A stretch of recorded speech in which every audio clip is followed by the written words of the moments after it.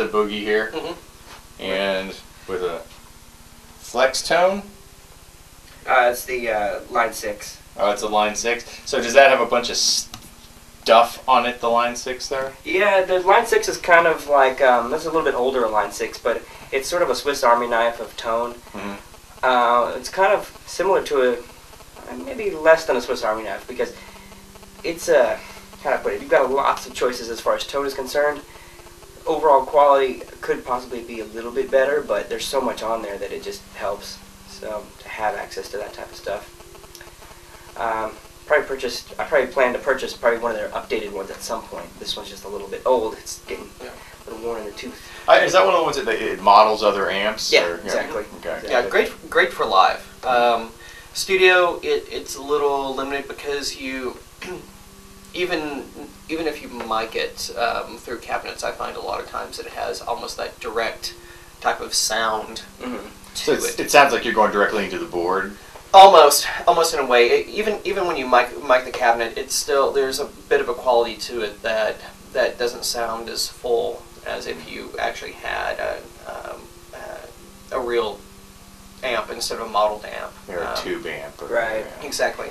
Yeah. We whenever we record guitars in the studio, we're always, unless it's something really specific that we want to get off there, we'll go with older amps and actually record through those. That's the cool thing about this complex here, the Music Lab complex, which is actually owned by Danny Cabela, which is a son of the Cabela's hunting empire.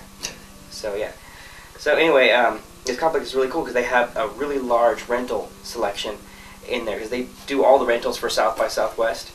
So when we record in the big studio, we can decide, you can name anything, just about anything. Like, I want to the tone of that, blah, blah, blah, blah, blah. And I'm like, okay, we got it, let's go get it.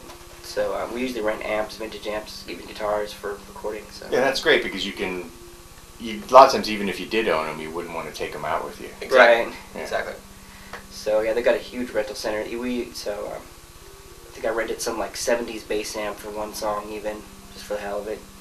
Well, it's good to have that available. I mean, you're not going to find that in every city. Right. You know, there's a few definitely. Big cities you probably will. I mean, my guess is in Chicago, you could find most of the stuff. New York, you probably will. LA, you almost certainly can. Right. But get outside of those areas, and I think you might be out of luck in a lot of places. Yeah, Austin makes a great home base for that reason, because there is such a big music community here.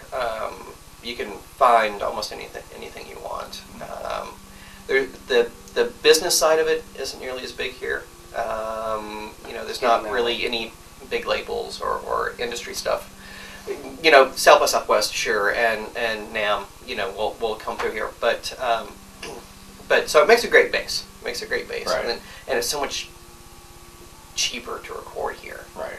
Than A lot of any other- competition. than any of the Tell me other. what Tim was telling you about that whole thing. So our engineer was actually telling us that he has people all the time fly in from LA, because it's cheaper to record here, even with the hotel and the rentals and everything else they have to pay for, than it is to record out in LA. Wow. So.